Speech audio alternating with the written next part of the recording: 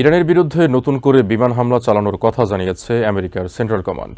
তাদের দাবি, হরমুজ প্রণালী দিয়ে চলাচলকারী জাহাজে হামলার ক্ষেত্রে ইরানের সক্ষমতা দুর্বল করাই এই অভিযানের উদ্দেশ্য। এদিন বন্দর আব্বাস ও বুশেরে একাধিক শক্তিশালী বিস্ফোরণের খবর পাওয়া গেছে। এসব হামলা এবং হরমুজ প্রণালী নিয়ে প্রেসিডেন্ট ডোনাল্ড ট্রাম্পের অবস্থানের তীব্র নিন্দা জানিয়েছেন ইরানের প্রেসিডেন্ট মাসুদ পেজেশকিয়ান। এদিকে রেড সি অঞ্চলে বাণিজ্যিক জাহাজে হুথি হামলা পর্যবেক্ষণ ব্যবস্থা আরও 6 মাস বাড়িয়েছে জাতিসংঘ নিরাপত্তা পরিষদ। প্রেসিডেন্ট ডোনাল্ড ট্রাম্পের নির্দেশে ইস্টার্ন সময় মঙ্গলবার বিকেলে ইরানের উপর নৌ অবরোধ পুনর্বহাল করেছে আমেরিকার সামরিক বাহিনী। সামাজিক মাধ্যমে এক বার্তায় ট্রাম্প বলেছেন, হরমুজ প্রণালী ইরান এবং তাদের ক্রেতাদের জাহাজ ছাড়া অন্য সবার জন্য উন্মুক্ত রয়েছে। আমেরিকার অবরোধের প্রতিক্রিয়ায় ইরানের প্রেসিডেন্ট মাসুদ পেজেশকিয়ান কঠোর হুঁশিয়ারি দিয়ে বলেছেন, যারা ইরানকে দুর্বল বা বিভক্ত করার চেষ্টা করবে তাদের এর পরিণতি ভোগ করতে হবে। ইরানের পররাষ্ট্রমন্ত্রী আব্বাস আরাঘচি বলেন, হরমুজ প্রণালী দিয়ে কোনো জাহাজ চলাচলের প্রশ্নে ইরানের নিরাপত্তা ও জাতীয় স্বার্থই অগ্রাধিকার পাবে। তেহরানের অবস্থান উপেক্ষা করে এ অঞ্চলে কোনো সিদ্ধান্ত বাস্তবায়ন করা যাবে না বলেও মন্তব্য করেন তিনি। গত কয়েকদিনে ইরানের আইআরজিসি বেশ কয়েকটি তেলবাহী জাহাজকে সংকট অমান্য করার অভিযোগে বাধা দিয়েছে এবং সতর্কতামূলক গুলি ছুড়েছে।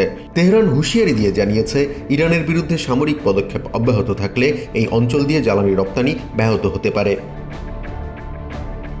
এদিকে সেন্টকম জানিয়েছে, ইরানের বিভিন্ন সামরিক লক্ষ্যবস্তুতে আবারও বিমান হামলা চালিয়েছে আমেরিকার বাহিনী।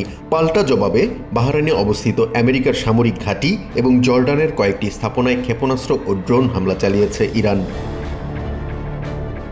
ইরানের উপর সামরিক চাপ আরও বাড়ানোর পক্ষে মত দিয়েছেন ইউএস নেভির সাবেক কমান্ডার রবার্ট হারার্ড। তার মতে, ইরানের প্রধান নৌঘাঁটি বন্দর আব্বাস এবং তেল রপ্তানির কেন্দ্র খারক দ্বীপকে অকার্যকর করা গেলে ইরানের সামরিক ও অর্থনৈতিক সক্ষমতায় বড় ধাক্কা লাগবে। এমন পরিস্থিতিতে আন্তর্জাতিক উদ্বেগও বেড়েছে। রেড সি অঞ্চলে বাণিজ্যিক জাহাজে হুথি হামলার পর্যবেক্ষণ ব্যবস্থা আরও 6 মাস বাড়িয়েছে জাতিসংঘের নিরাপত্তা পরিষদ। 15 সদস্যের পরিষদে 13টি দেশ প্রস্তাবের পক্ষে ভোট দেয়। ভোটদানে বিরত থাকে China O Russia. Sous la cote S/2026/568, lève la main.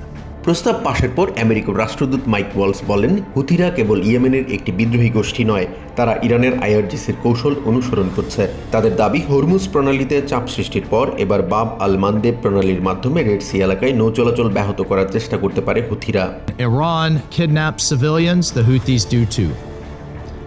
When Iran hides behind human shields, the Houthis do as well. When Iran targets... তবে আমেরিকার এসব অভিযোগ সরাসরি প্রত্যাখ্যান করেছে চায়না।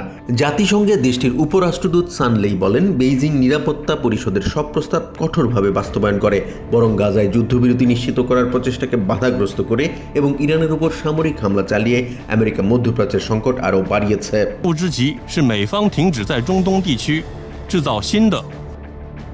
জাহান মিথুন, TVN 24 news desk. New York থেকে সম্প্রচারিত TVN 24 টেলিভিশন বিশ্বজুড়ে বাঙালির কণ্ঠস্বর।